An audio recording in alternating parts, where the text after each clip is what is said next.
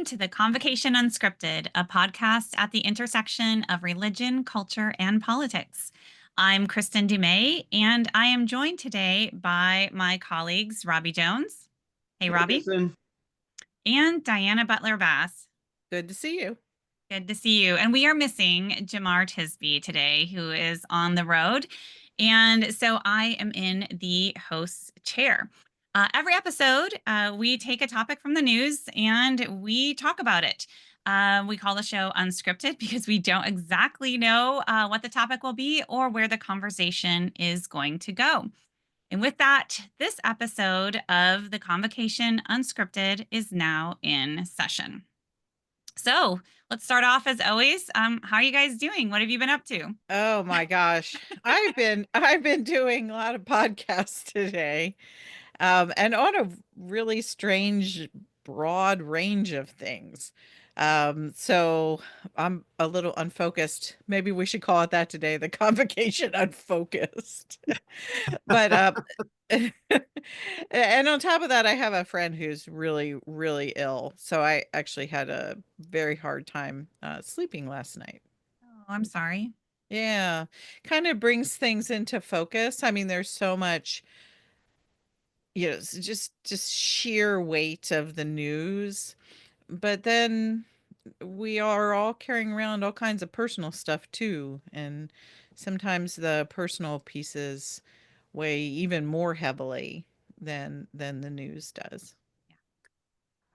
Yeah, well, I'll follow the heavy note. That here in DC, just continuing to get some news of people who are losing their jobs, and I think I've mentioned this before, but I think what people miss sometimes is it's not so the tens of thousands of federal workers is its own thing, but there's an entire ecosystem of nonprofits and others that work kind of alongside these kind of federal agencies that contract with them, that kind of help provide services, that support services.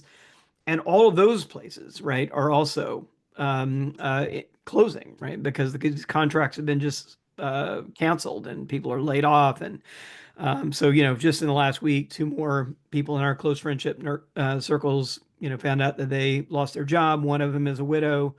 So it's the only income, in the household, that kind of thing. So I'm feeling that fairly acutely here. On a brighter note, I was just in Richmond, Virginia, the former capital of the Confederacy, of course. And I was at First Baptist Church in Richmond that had me down to come talk. They picked my last book, White Too Long, to be the citywide book read for Black History Month. Oh, wow.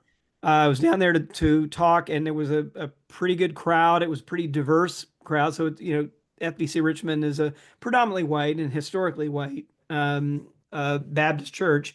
But, there was a fairly diverse audience there, really good conversation. And what I think was great and some things that we saw when we did our Faith and Democracy tour last fall, is that in the room, there were some organizing groups like Coming Together Richmond and others that were saying, all right, well, there's work to be done. Sign up here, right? To kind of get together with your neighbors and we're going to make some change. So that's always hopeful to see there. It's hopeful to see a church that was deeply embedded in the cause of the Confederacy, like First Baptist Church was, to be now on the front lines of kind of fighting for justice, equality, racial equity and the like, and really putting it on the line.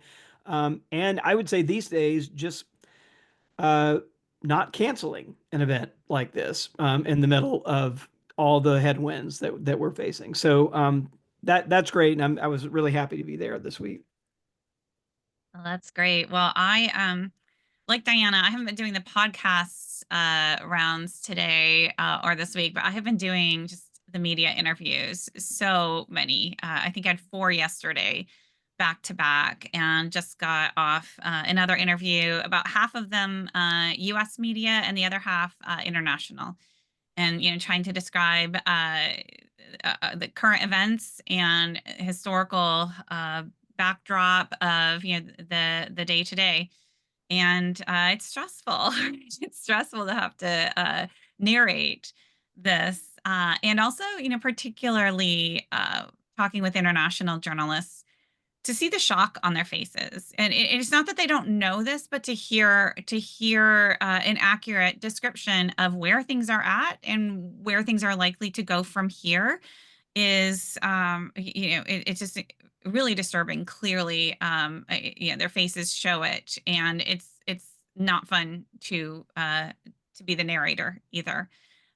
So I've been doing a lot of that and not particularly enjoying it. And then I will be back on the road starting next week. I've done a few academic talks, but since the inauguration, this will be my first kind of set of public events. So I'll be speaking at a conference at Notre Dame, and then I will be down in Raleigh. And then after that, I have a big event at St. Mary's College in Indiana. So yeah, I hope to see some folks out there in the near future. And what will I be talking about? I don't know.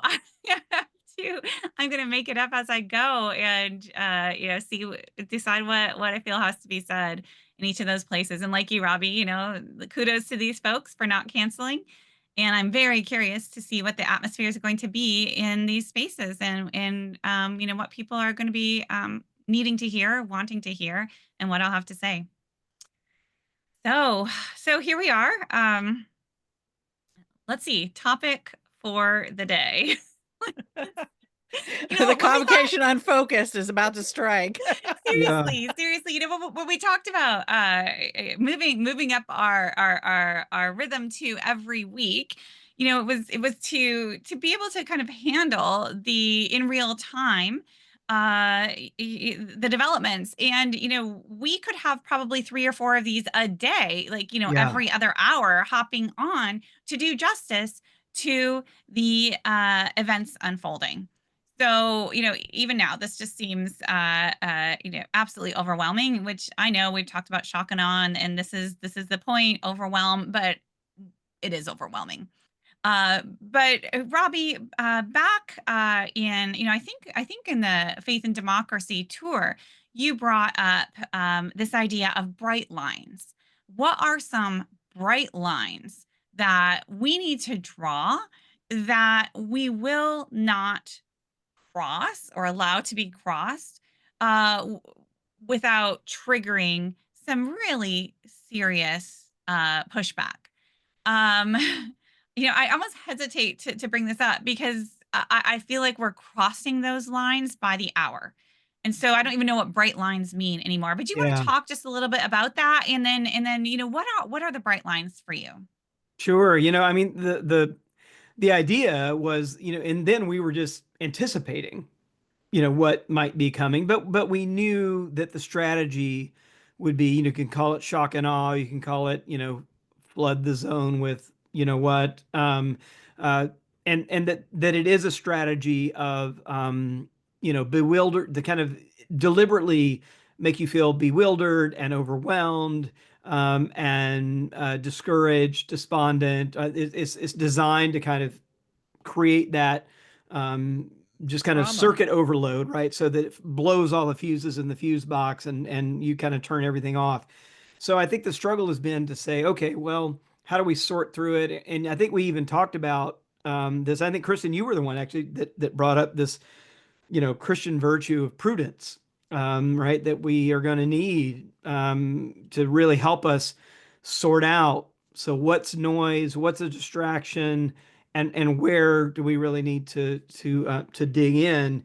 I think a big story of the week, one that I would say is on the bright line, in the bright line category, is the story of Mahmoud Khalil at Columbia, right? And so this, if you've been following it, this is the story of an activist, Syrian-born Palestinian, a grad student at Columbia that was active in the protests during the Israel-Gaza war, and graduated. From Columbia. He was actually suspended during his graduate work, but then they overturned it. He got a lawyer and said, "Well, if you're going to suspend me, you need to kind of come up with some kind of legitimate reasons." And Columbia backed down and reinstated him, and he graduated. He's still here, and I mean, this sounds like something out of, I don't know, East Berlin, so he comes home, and he comes home from a break the fast meal, is entering his apartment, and two people barge into his apartment that have, I mean, the early reports I read that they had like what they said was a warrant, but it was on their phone, and they were like holding it up to him, demanding that, and they said they were there that his green, not, oh, sorry, that his student visa had been revoked, right? But of course, he actually had a green card, which is a much sturdier form of permanent residency. And he said, "Well, actually, I have a green card," and they were all confused, and then got back on the phone and said, "Oh no, well, actually, we're revoking that too," which of course they don't have the authority to do. That actually requires a legal process. But then he was basically like abducted, right, from his apartment with his 8-month-old or his 8-month pregnant wife, Who is an American citizen, who's by an the American way. citizen. Yeah. Right. And then not only he lives in New York, and not only deported or taken, but then threatened to be deported and taken not to New York or New Jersey, but all the way across the country to Louisiana, where his wife can't even have access to him. For a while there, she didn't even know where he was. So just completely terrifying, kind of authoritarian actions, that are clearly without, legal basis on the face of them. And so we're kind of reeling now from all of that. And when it went down, this awful, I don't know if you saw it, but on Twitter, the White House, the official White House thing on Twitter, I don't know if you all saw it, uh, like celebrated it by saying "Shalom, Mahmoud." Yeah. Right, is the language from the White House on Twitter, and then just went on and accused him of being a supporter of Hamas, providing material support for Hamas, being a terrorist, etc.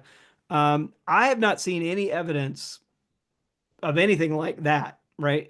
The only evidence I've seen is that he was critical of Israel and critical of the United States support of the state of Israel. Like that's the limit of the support of the stuff that I've seen. So if that's the case, then he's been arrested, threatened with deportation, separated from his family because of speech that the president of the United States did not like. That seems Right. like a bright line.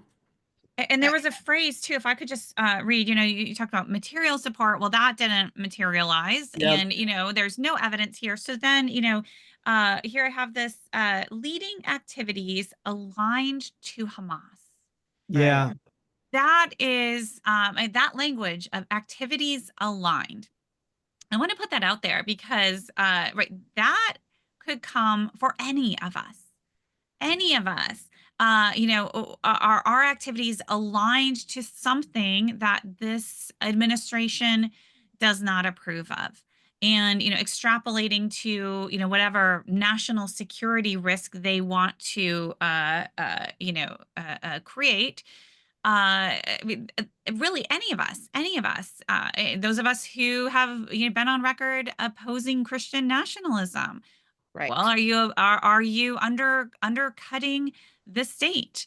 Are you undercutting Christian America? Well, that sounds like a security risk, right? And so you see how this is like regardless of any citizen's views on Israel, on Palestine, on Hamas, on student protests, on any of these, the reason that we have, a constitution is to protect unpopular views, to protect basic freedoms of speech, right, of assembly.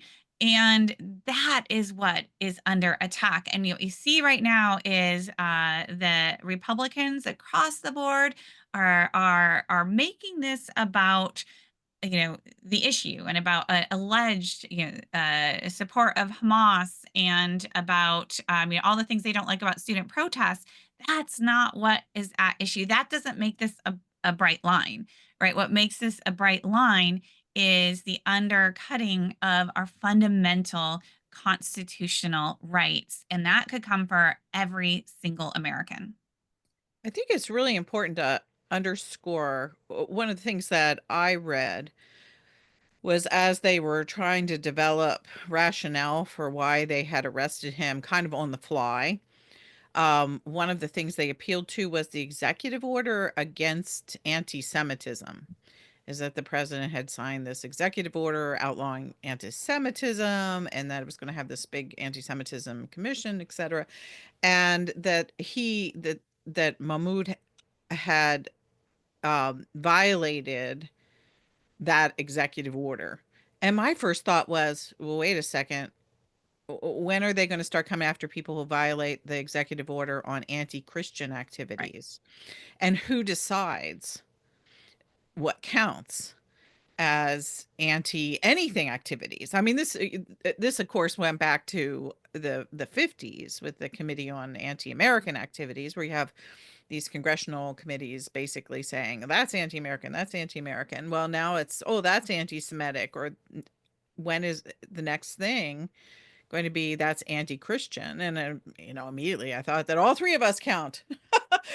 I mean, that's it would be easy for somebody who didn't like us theologically to just stand up and say, those people are anti-Christian and they should be hauled away. And so that idea of the government, I mean, literally, this is what we have the whole Bill of Rights for, is that government officials can't walk into your house without reason and simply remove you. And this guy, from what I've read, yes, it's been mostly about his speech.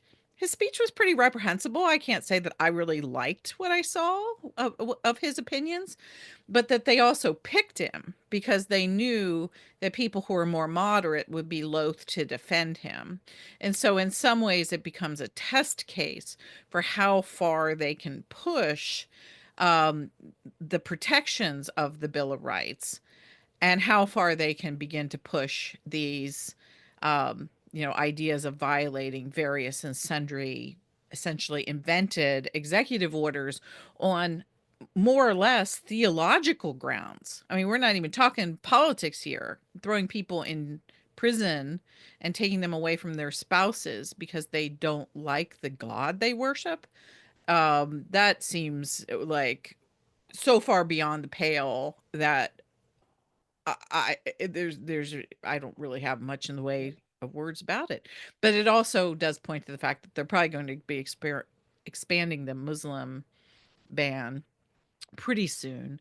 And there's a lot of buzz around DC about how in the next couple of days they will be invoking the Alien Enemies Act of 17, I believe it's 98, which is the act under the Alien Sedition Acts that allows the government to go and pick up any male person who resides in the United States who might not have been born here and is or is a citizen of another country, who is related to a foreign enemy.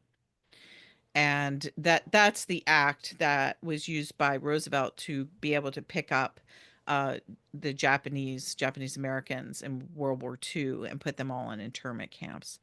And so I see these things as really a continuation. The anti-acts, the anti-executive orders about religion, this particular episode as a test case against the Bill of Rights, and the expansion of Muslim persecution against Muslims, and also a wider door to deportation.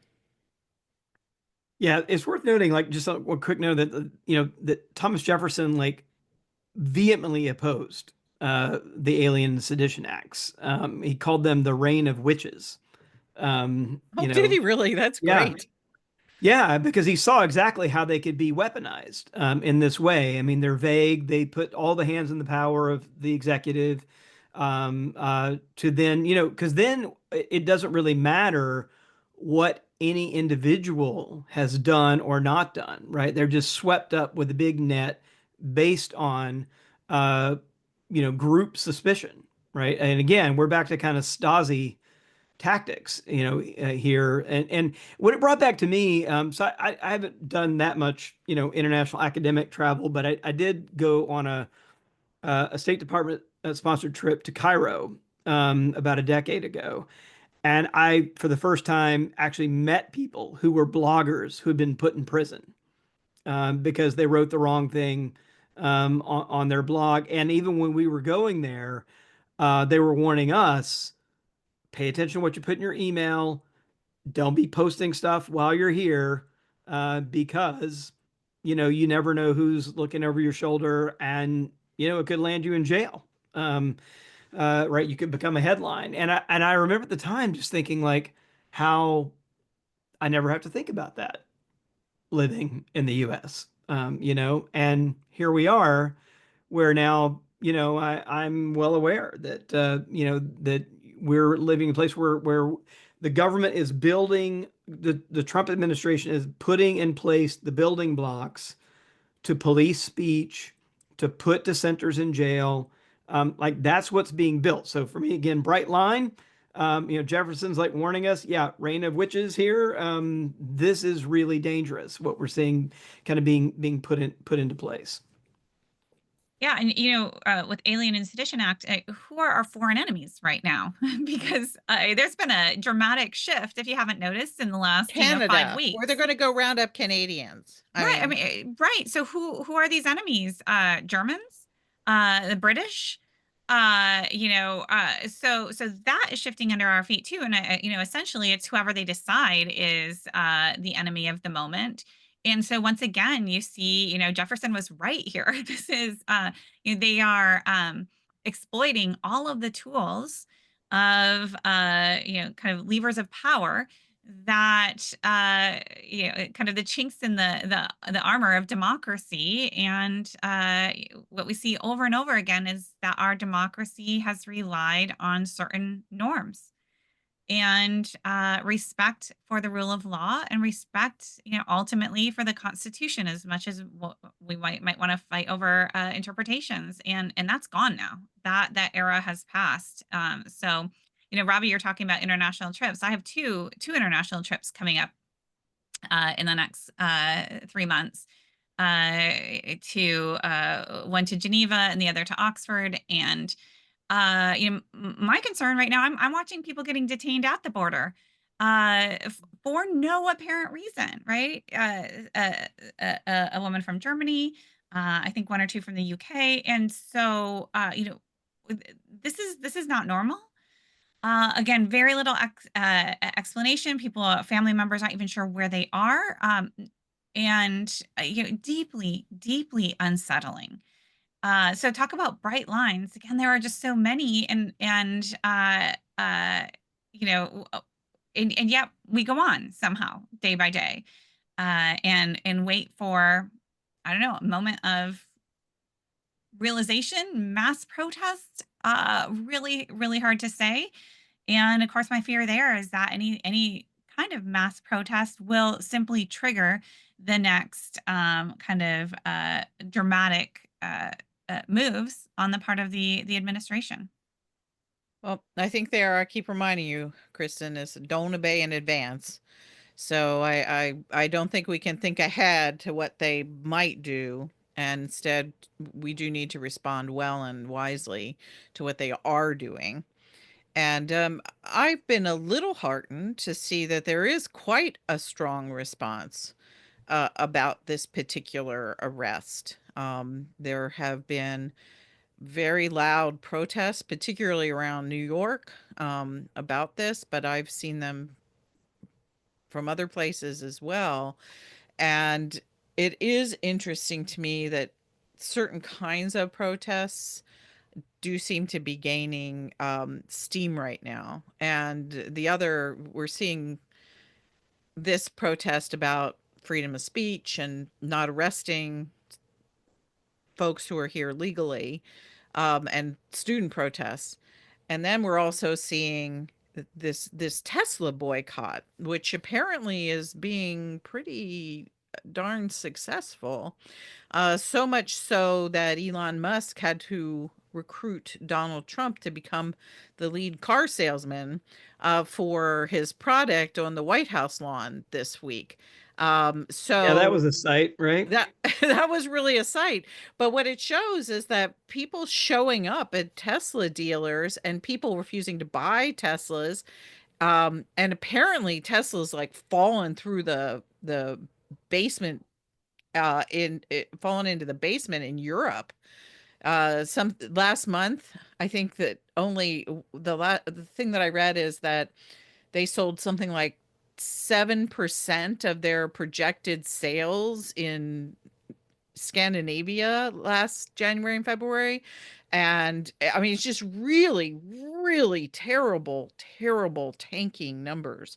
Yeah. And I don't think that Elon Musk expected that anybody would come along and try to hit him in the pocketbook.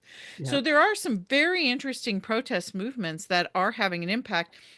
And it's fascinating that Trump, of course, on the White House lawn sort of linked these two things up and referred to the Tesla protests as the illegal Tesla boycotts. Yeah. It's like, Yeah. I didn't know any boycott was illegal. But I'm sure he'll try to figure out a way to make it illegal, but we still do have these tools, and these tools are effective. Yeah. He also tied it to domestic terrorism, by the He way. did. He Um, did. And Oh. any actions taken against the dealership, right? Yep. Yep. And by the way, Tesla stock is down as of this podcast from January 1, 37%. That's a big loss. Yeah. Yeah. So other bright lines, Diana, do you have any that come to mind that we haven't mentioned yet? That would be my sort of bright line place this week, as well. I think there's I'm less looking for bright lines as I am more looking for unexpected cracks. Where can things be leveraged that were not expected to happen? And like this Tesla boycott is one of those things. The student reaction to what is happening with the arrest, I think that's one of those things.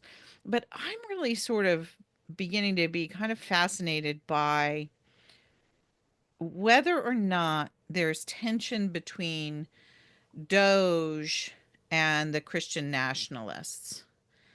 And it does seem to me that the the Tate brothers coming back to the United States and being sort of hailed by the broligarchy, as it were, has met with a kind of softer, muted response from the evangelical, usually MAGA crowd. It's just like, I'm not so sure they're on board with that. And Elon Musk's being less than popular right now also does seem to be doing something. And I can't really tell, but there does seem to be less than a completely cohesive coalition between these two groups right now. Yeah, in the Christian nationalist space, I watched a lot of that conversation around Tate too, and I can't figure out if it's right legitimate kind of expression of deep discomfort or kind of performative, washing my hands of this. I don't approve of this, along the lines of, well, I don't approve of everything Trump says, but so I'm not quite sure how to interpret that. If that's just kind of surface level, a fissure or if it goes deeper. I'm a bit of a cynic these days, I confess. So I took it a little bit more as the washing my hands. This isn't, oh, I definitely don't approve of this. Now, where were we? But maybe I'm too much of a cynic. What I have noticed is inside Christian nationalist conversations, there are some rifts developing between the kind of far right and the also far right and and the respectable far right around explicit anti-Semitism, embrace of explicit anti-Semitism, embrace of explicit white nationalism. That and I think there is genuine discomfort there. Now, that said, the moderate right has kind of aided and abetted, certainly voted for the empowering the far right here. And so I'm watching that kind of play out right now inside those spaces. And, I worry it's a little bit like the framework that in How Democracies Dies, right? How Democracies Die, the book by Zelensky and Levitsky and Ziblatt, of looking at what actually enables the rise of authoritarianism, and it's when those party gatekeepers don't do their gatekeeping job. And when I read the book as a historian, makes perfect sense. And then as a historian of recent American evangelicalism, my goodness, it seemed to describe that situation quite well. Also, where you have the kind of moderates or the respectable conservatives allowing the far right to do their thing, thinking you can control it, thinking that they're just going to advance your agenda, they're going to mobilize the people, and then you're going to be in power, only to realize no, you are also too far left for them, and you're going to be destroyed if you don't join them, right? And so I'm watching for that dynamic right now. My guess is that some of those folks who were, kind of gung ho part of this coalition are getting a little bit nervous right now, and they see that Right. anytime they try to pull things back just a little bit, they get hit and they get hit hard. And so that's something that I'm watching as far as the coalition. I wouldn't say unraveling, but there are certainly some tensions there right now. The thing Yeah, I that think got my attention there was the business with the small agency for African relief and the fellow named Bream, who is the director of that, who is a fella who's been associated with the family. I mean, he's not even close to being moderate, but he really believes in that work in Africa and was a big supporter of PEPFAR and the feeding programs in Africa and all these things that were basically put in place by fairly conservative evangelicals under the Bush administration. And to see him stand up over and against Doge was sort of fascinating, to see a moral line in exactly this place that you're talking about, which shows a little bit of moral queasiness on the part of at least some of the people who were once gatekeepers in conservative evangelicalism. And so I don't know if he eventually let them in, but I think it's still that's still a pretty tense situation as far as I understand. Yeah, I was thinking about the gatekeeper analogy. I think the gates have been ripped off the hinges and carried off at this at this Right. point. They're not even there to close, even if they wanted to close them.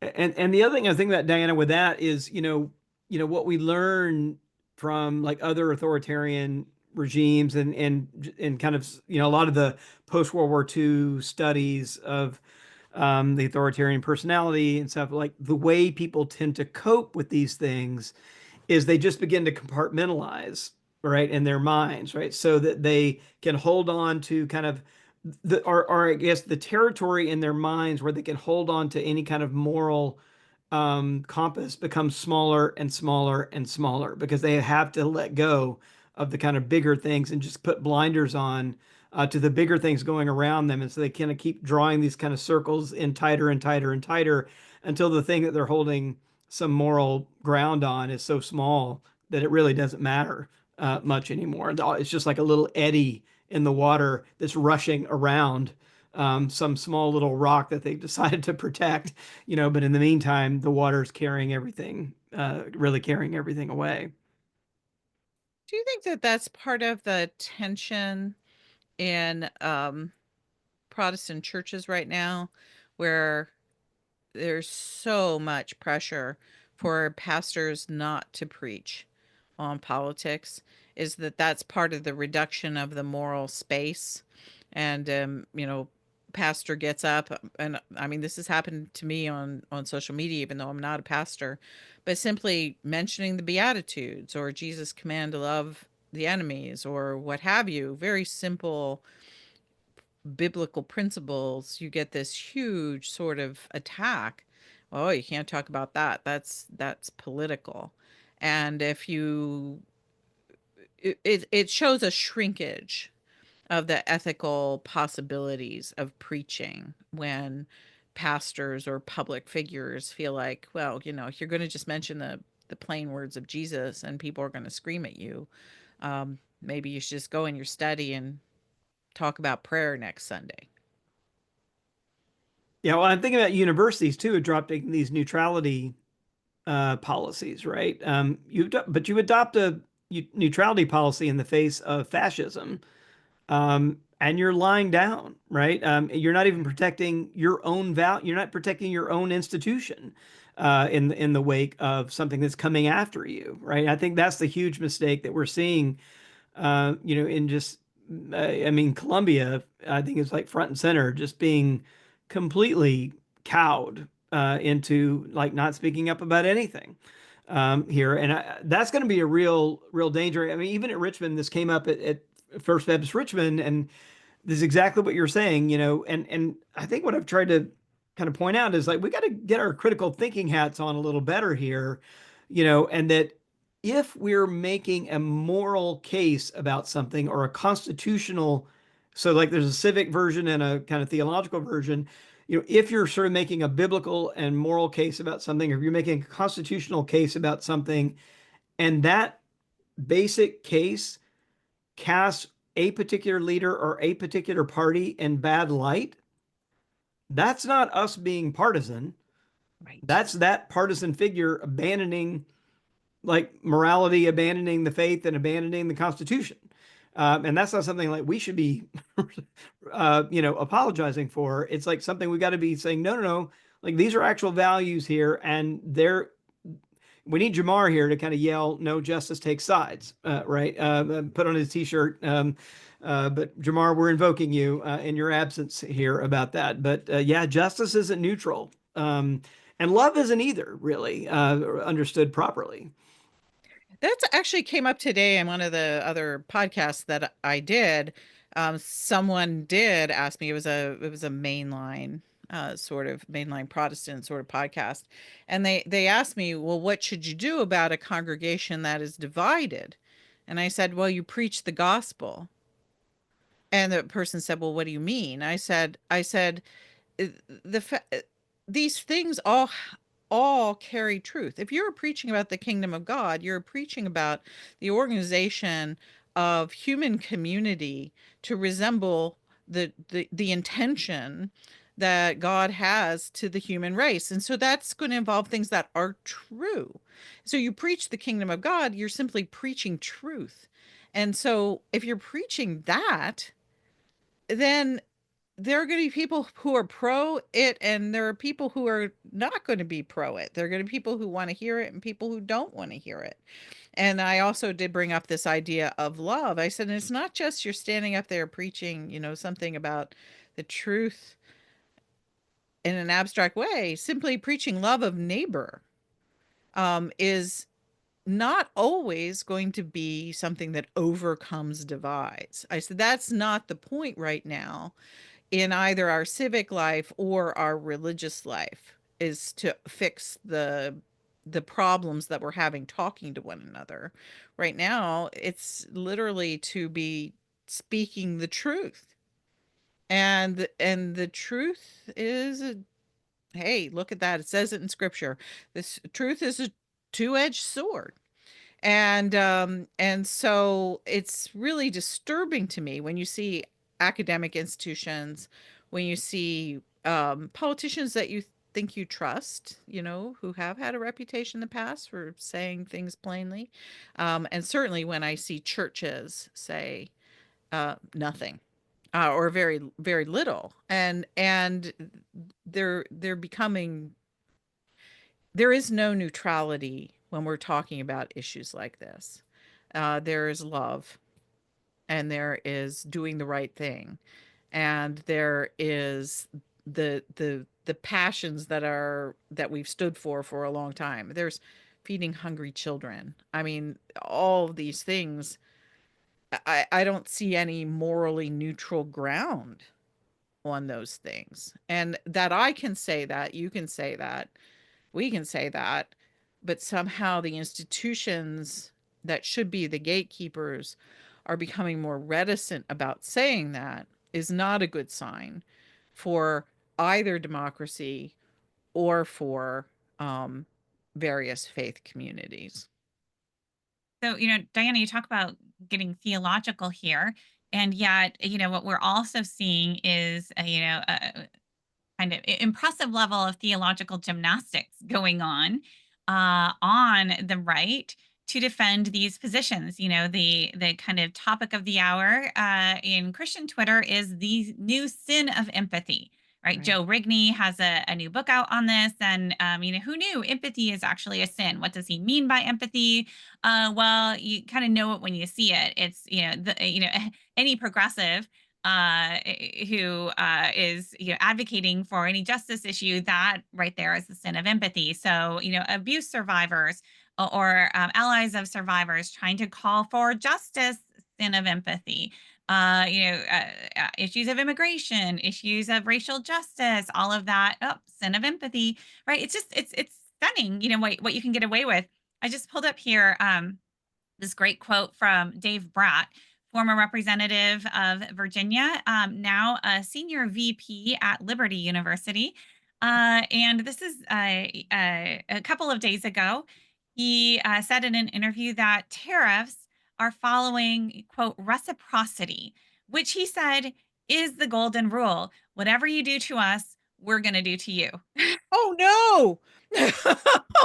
Oh, are you kidding? Wow. He Not interprets the kidding. golden rule as an eye for an eye and tooth for tooth. Yes. Oh, Yep. okay. Yep. Right, theological gymnastics, right, impressive, and yet this is what we're dealing with. It just unreality here. Yeah, and whenever I hear this too, again, so what are you preparing people for Yeah. when you try to strip empathy from religion?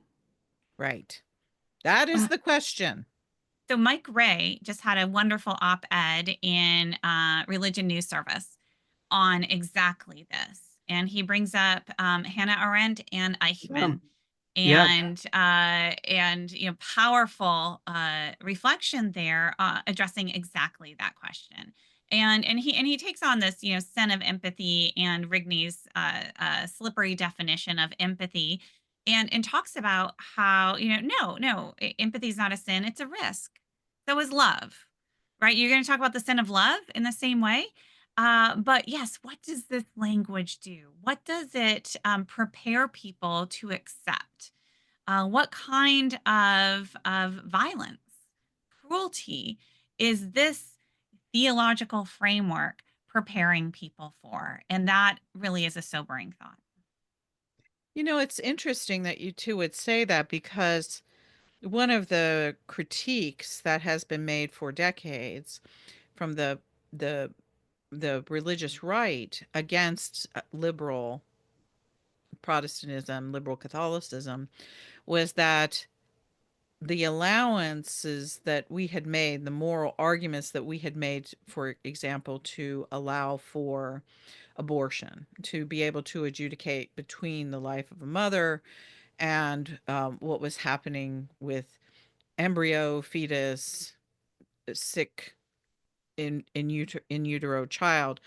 And so they said that that language was actually the language that was preparing for Holocaust. And what's so fascinating to me is that in the circles that I know so well, that was never a language, a moral framework that had any implications of genocide or Holocaust.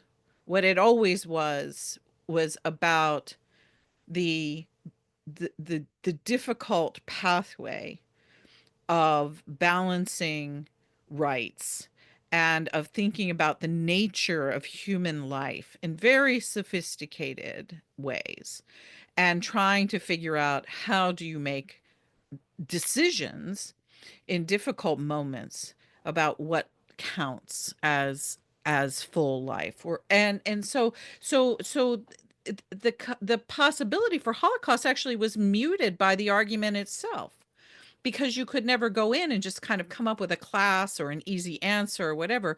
You were actually teaching people moral reflection, vulnerability, because putting yourself in the place of, say, an unwed mother, or putting yourself in the place of a woman whose pregnancy was at risk. I mean, all kinds of things. You were teaching vulnerability, you were teaching empathy.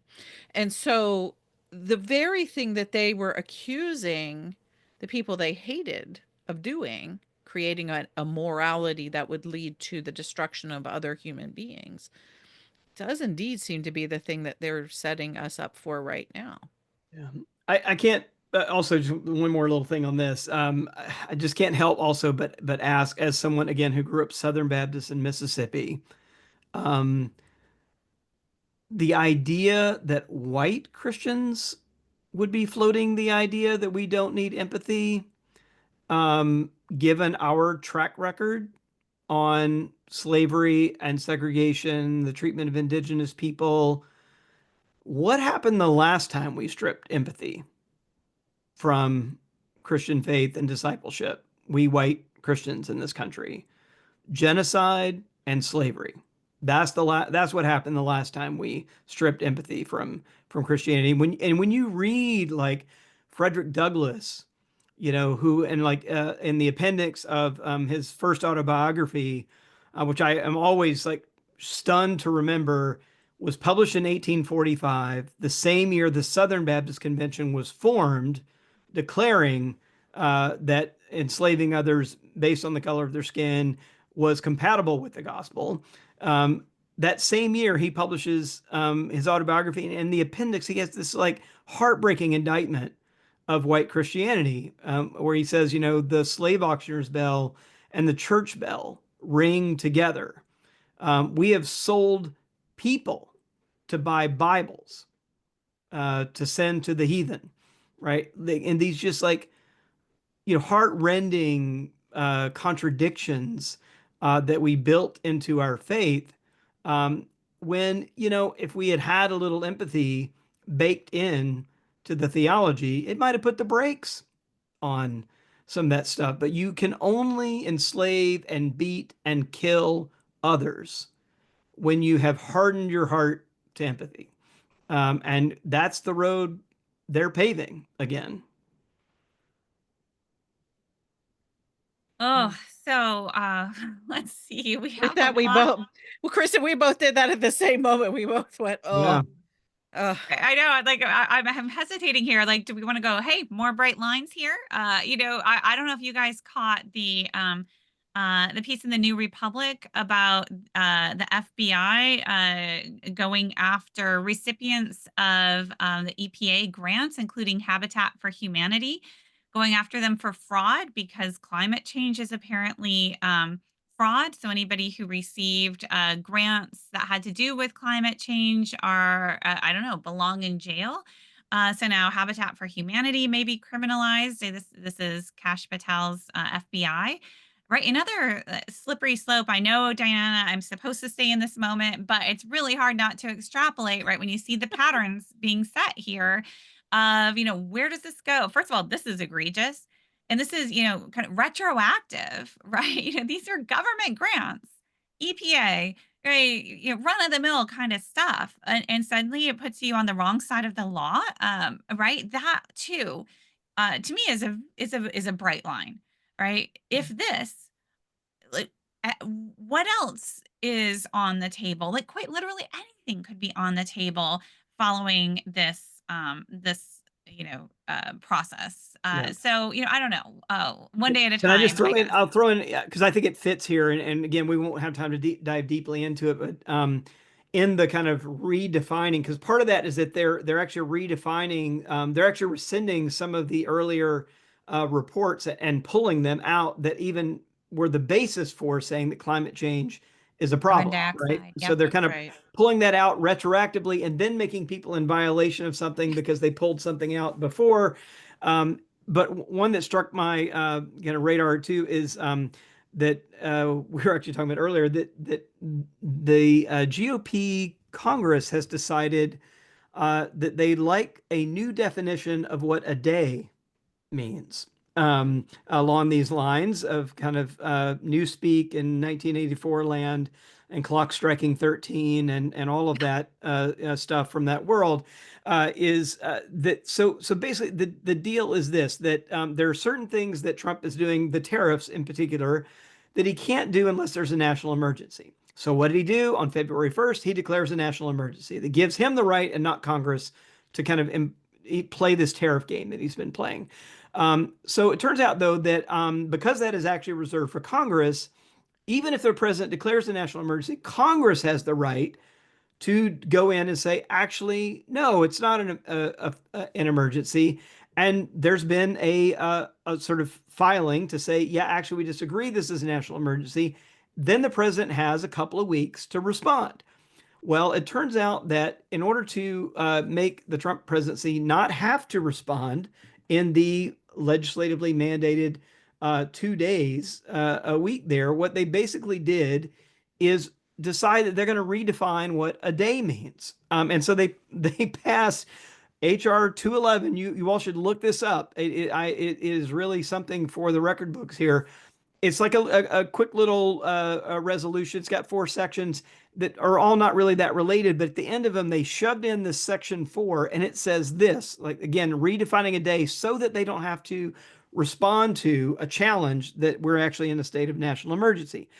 It says this: each day for the remainder of the first session of the 119th Congress shall not constitute a calendar day for purposes of Section 202 of the National Emergencies Act, with respect to a joint resolution terminating a national emergency declared by the president on February 1st, 2025. In other words, the clock is no longer ticking because we've decided that a day is no longer a day. So these are the people who believe that the world was created in 7 literal 24-hour days. maybe this is a way out of it if you just Technically redefine 6, days. Diana. Get it right. 6, because on the 7th day God rested. Okay. Yeah. Yeah, that's true. 6 days of creation. Yeah. So for all these years, they've been yelling at me that I'm a big leftist, horrible liberal who doesn't believe in the Bible because I don't believe in literal 24-hour days of creation. And they just legislated that a day is no longer a day. They just So needed to pass the law, right? That's, and then Genesis can be interpreted as however we want. So now we're cool. Now we are on the right side of the law. I mean, well, a day is 1,000 years in the sight of the Lord, I guess. Apparently, in the sight of this Congress as well. For now, for time being. Yeah. My It goodness. is insane. Does anybody out there realize this is insane?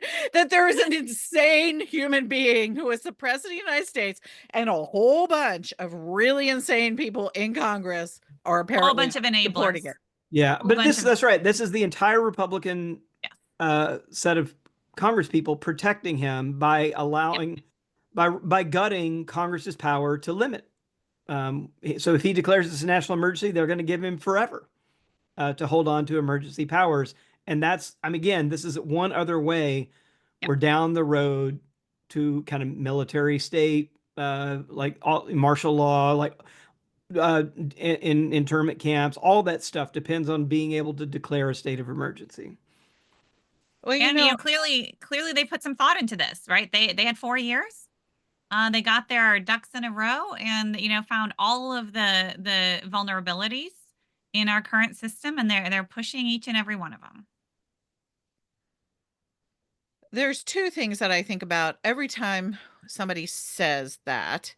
One is the fact that it reminds me so much of the fundamentalist takeover of the Southern Baptist Convention in the 80s, which is almost the model Yeah. of how you take a system and you learn it inside out and then you exploit its what it believes are its strongest points, but you find the underbelly of those strong points and you exploit them in order to take the entire thing apart and functionally dismember your opponents. And that is clearly the pathway, is the Paul Pressler vision of the fundamentalist takeovers. We've now had a fundamentalist takeover of the American government, and it's modeled on what happened in the 80s there. And I can't remember the other thing I was going to say, but it's probably not important because that just makes me nuts every time I think about it. I go there too. So, I have to confess, my last interview of the afternoon wrapped it up. It was, I tend not to be, very uplifting in my what I have to say. And so the journalist said, is there anything else, or any hope you can give us? I was like, yeah, no, that's it. We're done. I gotta go. But let's see what we can do here. Um, what can you come up with one good thing? One good thing that you've seen, one good idea, or one good thing that people can do. And I'll start here. Give you a little time to think. One good thing that I'm seeing, and I hope that more and more Democrats start doing this, is Democrats holding town halls in Republican districts, right? Because Republicans are not doing it anymore because people were showing up and complaining and holding them, accountable, and talking about Musk and talking about Doge and talking about veterans benefits and talking about these drastic cuts and yes, the price of eggs, right? And so they just said, yep, no more. We're going virtual, and then we're controlling the questions, and we're just not doing them anymore. And so we have now, Democratic members of Congress who are saying, I'll show up. Invite me, I will show up anywhere, right? And I think that is a fabulous thing to do. We need to talk. We need to have open and honest conversations. We need people who can articulate exactly what's going on and go into small towns, go into red districts, and just talk and process together. And I think that, absolutely essential if we are to, rescue this democracy. We need that face-to-face engagement, and we just need honest questions and honest answers. So that would be my good thing that I'm starting to see, and I would love to see a whole lot more of that. How about you Did guys? did you see that Tim Walz is going to do that? Yep, Tim Walz, AOC has promised that. I saw my own representative, Hillary Skolton, was just on, I don't know if it was MSNBC, one of the networks, talking about doing much the same and just showing up and going into red spaces and just answering questions. And she had expected a lot of opposition and got quite the opposite. Well, I got one thing I'll jump in on, and it's ending where I started. So I was lamenting about how many, just feeling the effects of tens of thousands of federal employees. So there was a victory just today, that of the thousands of the federal employees that were fired, a district judge in San Francisco ruled that they have to be reinstated within a week. They gave the government 7 days to respond. And the judge's William also out in San Francisco, and he was quite adamant about it, adamant and animated. He said, "It is a sad day when our government would fire some good employee and say it was based on performance when they know good and well that is a lie." So here's the judge calling out OPM and the Trump administration for outright lying, not just to the not just to all the employees, but to the court itself here. And so this affects a pretty broad swath. It affects departments of agriculture, defense, energy, interior, treasury, and veterans affairs, right? So it's a pretty broad run. The White House is, of course, going to appeal, but in the meantime, this rule is in place that within 7 days, even with the appeal, they've got to offer reinstatement. So I'm going to say like that's a legal victory, and we should celebrate all the ones that we see when that are kind of trying to uphold the rule of law. Absolutely. I talked about a couple things earlier that were giving me joy to watch and to cheer on. The student protests, which I think will continue to grow. That's one of the things that, you can never understate the power of students to break the rules. I at least a couple of us have been college. We've all been college professors, and I think about back in the '70s when Kent State happened, and there were dead student protesters on campus. That did not stop student protests; it made them more. And so I think that students are going to keep it up, and I think they're going to keep it up more in the coming months. I just don't think that young adults are going to put up with this for very long. So that's interesting to watch. The Tesla thing makes me happy, and honestly, I was in Costco eating my 150 Costco dog the other day and having lunch with my husband, and we looked around Costco. And I said, you know what? If I stood up on this table and started screaming down with a tyrant, I'm pretty sure that I could organize this entire group of people at Costco to go with me up to Washington, D.C. and to protest. And he said, well, I think you probably could, and I'd love to see it. And I said, I'm a little scared to try. But honestly, if it occurs to me to start a Down with the Tyrant protest over a hot dog in Costco, it's probably occurring to a lot of other people as well. And that's just kind of, to me, that's where it really starts. When people begin to say, hey, I want to do this. I want to be brave enough to do this. I want to find out who will go with me. That becomes the beginning of real movements. And so if y'all hear me leading, so I had this whole vision. I went for a walk later the day. I thought about the Doge protests with the Costco hot dogs. I mean, I was just sort of inventing this crazy middle-aged protest in my mind, because pretty soon the way that they're taking away money from our 401ks, folks who are a little bit older and who are looking forward to maybe one day retiring, if there still was a Social Security, and if we had any money in the stock market, um, those people are going to start getting really mad really soon. If anybody dares look at their 401k, and you're over 60, you should be carrying that hot dog out on the street right now, screaming about Doge, because they're after you. It's not just those students. It's not just Muslims who said nasty things about Israel on the campus of Columbia. It's not just about uh, people that you don't like who have come from Mexico or from Latin America somewhere. They're after you, and they're after your retirement. They're after your Social Security. They're after your health care. And I think that's the main thing, is that dictators care nothing except for themselves. They don't care about the law. They don't care about history. They don't care about people who they feel are enemies or alien or foreigners. They don't care about any of that.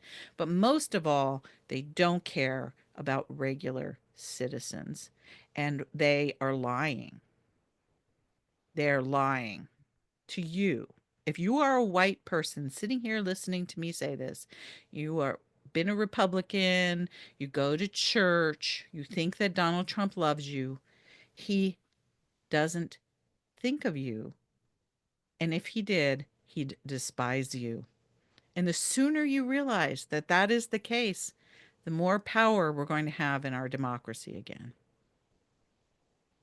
On that note, we had some little notes of hopefulness, call to a hot dog revolution, and The Doge Rebellion. right.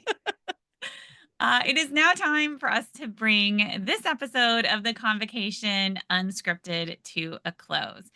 On behalf of the three of us, plus Jamar, who is not with us today, I would like to thank you for tuning in and encourage you to subscribe to the Convocation Substack newsletter, as well as each of our Substacks and social media channels.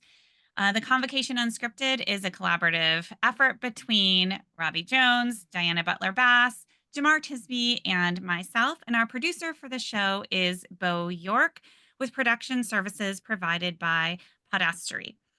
Thanks again for listening. And with that said, this episode of the Convocation Unscripted is officially adjourned. We will see you next week.